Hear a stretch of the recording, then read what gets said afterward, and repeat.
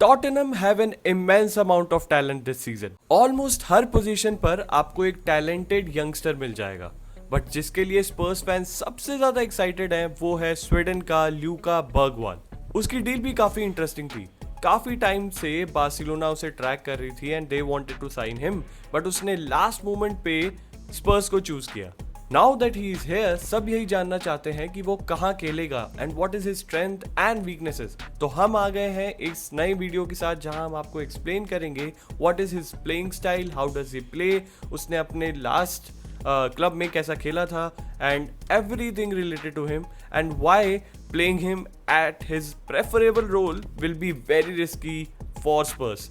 तो चलिए सब कुछ अनकवर करते हैं इस वीडियो में। Like this video and subscribe to our channel अगर आपको ये एनालिसिस पसंद आए। So without any further delay let's begin. Meanwhile, साला ये दुख का खत्म नहीं होता बे।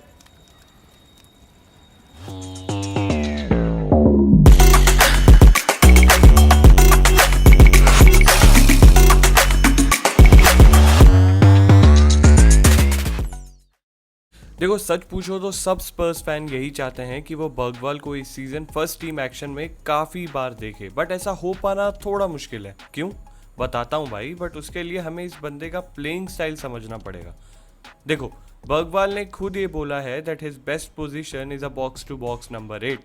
जिनको नहीं पता है उनके लिए एक्सप्लेन कर देता हूँ।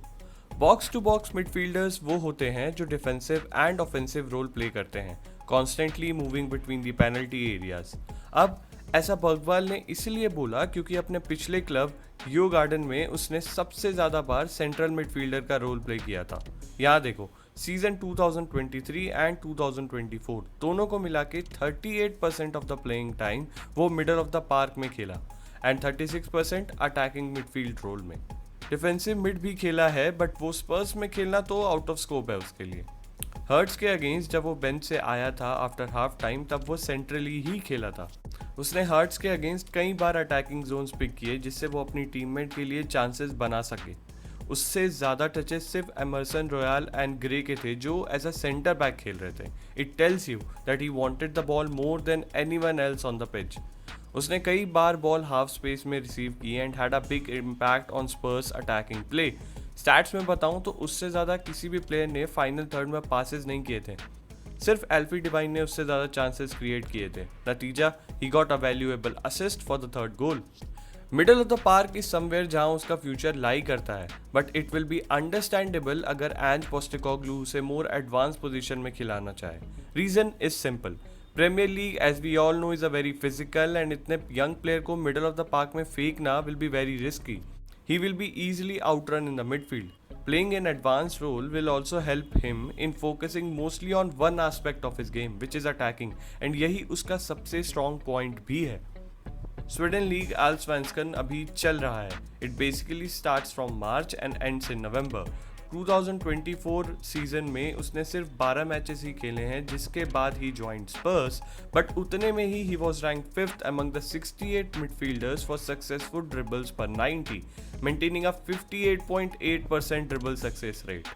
Breaking the opposition line is something जो उसे बखूबी आता है and उसका pass direction is always towards opposition's goal, as you can see here.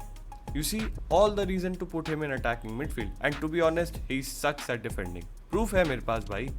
These are his defensive stats among all the Sweden League midfielders in 2024 season. ये दिखाता है कि defending is not something he will be good at. हो सकता है over the time as he gets familiar with the league ये stats better हो जाए, बट अभी उससे बॉक्स टू बॉक्स खिलाना will be a big risk जो स्पर्स बिल्कुल नहीं ले सकती। आफ्टर ऑल स्पर्स की सबसे बड़ी problem last season was how much they conceded. जी हाँ, Spurs scored at a rate of almost 2 goals per game, which was very good, but also conceded 1.6 goals per game. They conceded 10 more goals than Everton, जो कि last season 15th place पे finish की थी। अब आप समझ गए होंगे why playing him there will be a risk not worth taking. He will be an amazing understudy and Madison के अलावा एक और creative player होना is a big boost for Spurs, but he will have to wait and be patient for his opportunity. स्पर्स दो creative midfielders को साथ में नहीं खिलाएगी, even though this is what Spurs fan will wish for. Mostly या तो Maddison या फिर Bergvall will be the attacking option, वहीं Bissouma, Bentancur, Sarr and new signing Gray will be used in the other two spots, mainly because they all have better defensive actions than Bergvall. निष्कर्ष ये है कि Spurs fan please be patient अगर आप बर्गवाल को starting से first 11 में ना देखो। It is for the best now. With Europa League and Cup competitions also there, Bugwal action में जरूर दिखेगा, but this season will be all about how much he learns and how quickly he learns. Let us know your thoughts on this analysis in the comment section down below.